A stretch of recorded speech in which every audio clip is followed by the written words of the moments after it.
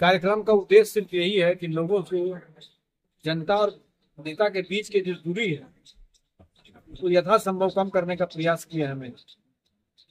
मेरे पिताजी के प्रति लोगों की जो आस्था, निष्ठा और विश्वास है, उसके तहत लोगों ने हमसे उम्मीद जताई भाई ये भी हमारे लिए कुछ है। और बस एक जो जनता ने मुझे अपनापन दिया, जो सम्मान दिया, इसका छोटा सा बस पेमेंट करने का ये छोटा सा प्रयास। अच्छा सर, बाढ़ में और भी बहुत सारे लोग तो लगे हुए हैं टिकट के रेस में, तो आप सर पहले भी आपके पिताजी विधायक रहे हैं, तो आप अपने को कहाँ देख रहे हैं सर? नए नए देखिए, जो भी लोग लगे हैं, कहा जाता है ना, जहाँ पर जिस चीज का मार्केट रहता है वहां पर अच्छा चीज मिलने के लिए, मानते हैं कि नहीं?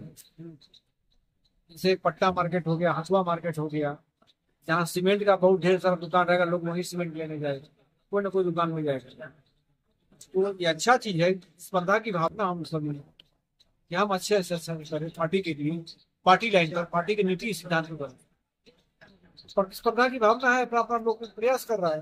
बाढ़ में चर्चा का विषय बना हुआ है कि बख्तियारपुर में रह के बाढ़ में नेतागिरी करना कहाँ तक का सही है। बाढ़ की जनता पप्पू सिंह को जानते थे, लेकिन पिंटू सिंह को अभी तक बाई फेस नहीं पहचान रहा है। भाई फेस नहीं पहचाना, अगले महीने से मैं घूमने लगूंगा, लोग बीच में जाने लगूंगा जी। और रामनगर में मैं बाढ़ का भी निवासी हूँ, बख्तियारपुर का भी जी। रामनगर में हम लोग का पुश्तैनी पैतृक धन संपत्ति है, घर। पप्पू बाबू का जो पुराना विरासत है, विरासत के ऊपर खास करके आपके ऊपर जनता पहले कई वर्षों से भरोसा कर रही है, क्या उस तरह की जो भरोसा है उस भरोसा पे खड़ा उतर पाएंगे सर? ये तो जनता को तय करना होगा कि जनता ने मुझ पर भरोसा किया, जनता ने मुझ पर भरोसा किया, मैं तो अपनी तरफ से पूरा ये 100% प्रयास करूंगा कि मैं उनको उम्मीदों पर खरा उतरूं। तो जनता को तो तय करना होगा मैं उनको उम्मीदों पर खरा उतरा कि नहीं उतरा। आपको तो जनता कई वर्ष पहले ही विधायक का बेटा के साथ विधायक मान चुके थे, इस बार जो है आरजेडी से टिकट क्या कैसा इशारा है सर इसके राज्य से? देखिए, इशारा की कोई बात नहीं, इशारा की कोई बात नहीं। मैं अपना काम कर रहा हूँ, ऊपर का नेता अपना काम कर रहा है। मैं अपना काम कर रहा हूँ, ऊपर का नेता अपना काम कर रहा है। वो अगर जनता ने चाहा, जनता ने सबकी चाहा, मुझे टिकट मिलेगा, मैं चुनाव जीतूंगा। अच्छा, विधानसभा में विकास क्या लग रहा है? विधानसभा में जिस तरह से पिताजी आपका लकीर खींचे थे, उसको कितना आगे बढ़ाएंगे सर? देखिए, लकीर को तो हर कोई छोटा करने का प्रयास करेगा।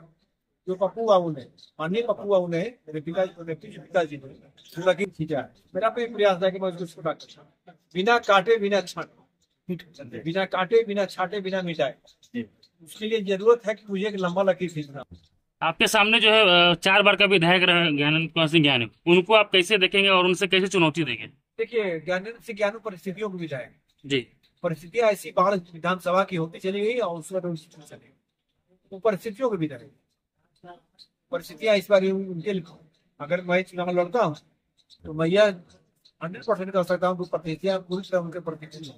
आप जनता के बीच अपने चुनावी चुनौती क्या लेके जाएंगे, चुनावी एजेंडा? चुनावी एजेंडा, भाजपा ने 5 काम किया जी। नोटबंदी, नोट छाप के भी तो नोटबंदी कर सकते थे। 1.5 से 2 महीने, 3 महीने मेरा पूरा देश, पूरा सब छोटे मोटे उद्योग धंधे सब चीज प्रभावित रहा, बहुत लोग मर भी गए। जीएसटी 30% लागू करने की जरूरत है, 10% जो कांग्रेस का था पहले, 10% चालू करना, धीरे धीरे बढ़ाना। 30% लागू करके 2-3 महीने तक, 6 महीने तक छोटे छोटे बहुत सारे हमारे घरेलू धंधे बंद हो गए। ये किसान भी, ट्रांसपोर्ट भी, अग्निवीर बराबर उनको संशोधन करना पड़ा। अग्निवीर से जो जवान 4 साल के लिए भर्ती होगा, वह जंगल और पहाड़ में नहीं लड़ेगा। यह तो सेना को 2 हिस्सों बांटना हुआ था। आपकी क्या चुनावी एजेंडा होगी? मेरा यही पांचों को ये किया।